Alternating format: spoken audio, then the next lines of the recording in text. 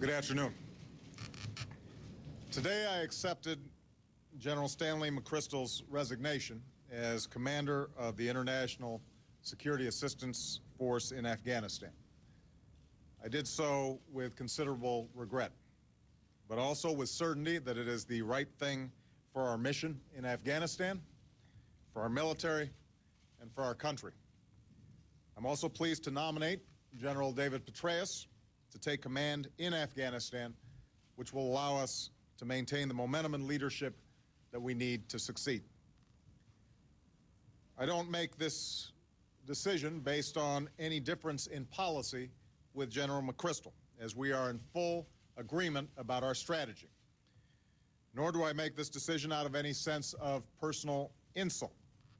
Stan McChrystal has always shown great courtesy and carried out my orders faithfully.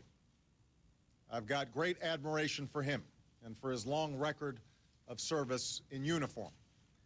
Over the last 9 years, with America fighting wars in Iraq and Afghanistan, he has earned a reputation as one of our nation's finest soldiers.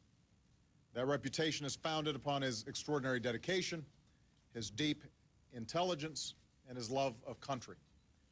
I've relied on his service, particularly in helping to design and lead our new strategy in Afghanistan. So all Americans should be grateful for General McChrystal's remarkable career in uniform. But war is bigger than any one man or woman, whether a private, a general, or a president. And as difficult as it is to lose General McChrystal, I believe that it is the right decision for our national security. The conduct represented in the recently published article does not meet the standard that should be set by a commanding general. It undermines the civilian control of the military that is at the core of our democratic system. And it erodes the trust that's necessary for our team to work together to achieve our objectives in Afghanistan. My multiple responsibilities as Commander-in-Chief led me to this decision. First, I have a responsibility to the extraordinary men and women who are fighting this war, and to the democratic institutions that I've been elected to lead. I've got no greater honor than serving as Commander-in-Chief of our men and women in uniform. And it is my duty to ensure that no diversion complicates the vital mission that they are carrying out. That includes adherence to a strict code of conduct. The strength and greatness of our military is rooted in the fact that this code applies equally to newly enlisted privates and to the general officer who commands them. That allows us to come together as one. That is part of the reason why America has the finest fighting force in the history of the world. It is also true that our democracy depends upon institutions that are stronger than individuals. That includes strict adherence to the military chain of command and respect for civilian control over that chain of command. And that's why, as Commander-in-Chief, I believe this decision is necessary to hold ourselves accountable to standards that are at the core of our democracy. Second, I have a responsibility to do whatever is necessary to succeed in Afghanistan and in our broader effort to disrupt, dismantle, and defeat al-Qaeda. I believe that this mission demands unity of effort across our alliance and across my national security team. And I don't think that we can sustain that unity of effort and achieve our objectives in Afghanistan without making this change. That, too, has guided my decision. I've just told my national security team that now is the time for all of us to come together. Doing so is not an option, but an obligation. I welcome debate among my team, but I won't tolerate division. All of us have personal interests. All of us have opinions. Our politics often fuels conflict.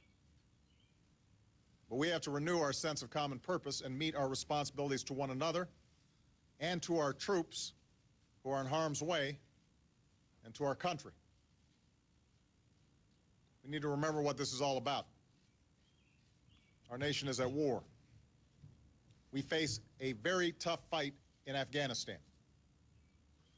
But Americans don't flinch in the face of difficult truths or difficult tasks. We persist and we persevere. We will not tolerate a safe haven for terrorists who want to destroy Afghan society from within and launch attacks against innocent men, women, and children in our country and around the world. So make no mistake, we have a clear goal. We are going to break the Taliban's momentum. We are going to build Afghan capacity. We are going to relentlessly apply pressure on al-Qaeda and its leadership, strengthening the ability of both Afghanistan and Pakistan to do the same. That's the strategy that we agreed to last fall. That is the policy that we are carrying out in Afghanistan and Pakistan. In that effort, we are honored to be joined by allies and partners who have stood by us and paid the ultimate price through the loss of their young people at war. They are with us because the interests and values that we share, and because this mission is fundamental to the ability of free people to live in peace and security in the 21st century. Now, General Petraeus and I were able to spend some time this morning discussing the way forward.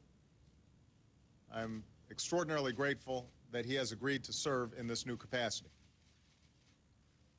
It should be clear to everybody he does so at great personal sacrifice to himself and to his family. And he is setting an extraordinary example of service and patriotism by assuming this difficult post.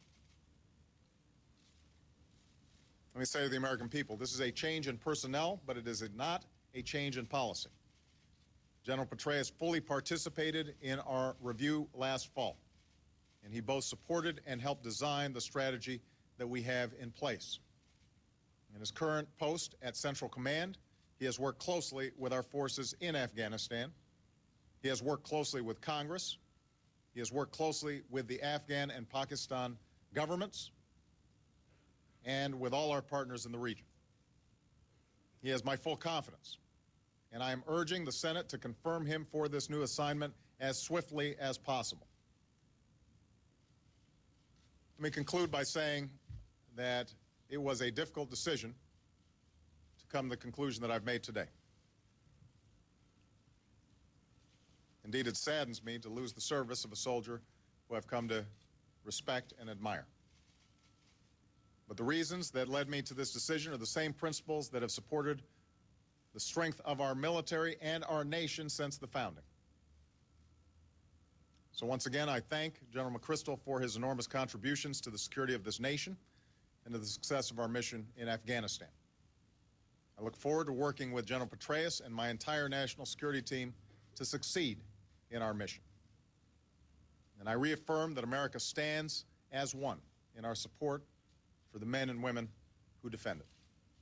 Thank you very much. Mr. President, can this war be won? First, they want you to get up.